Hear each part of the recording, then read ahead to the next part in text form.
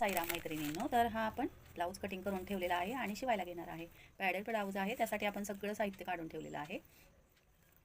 हे पॅड आता मी धागासुद्धा लावलेला आहे आणि शिवायला घेत आहे. आणि मी तुम्हाला ह्या ब्लाऊजचा फोटो दाखवणार आहे की आपल्याला हा कसा स्टिच करायचा आहे आणि शिवल्यानंतरसुद्धा दाखवणार आहे. तरी सगळ्या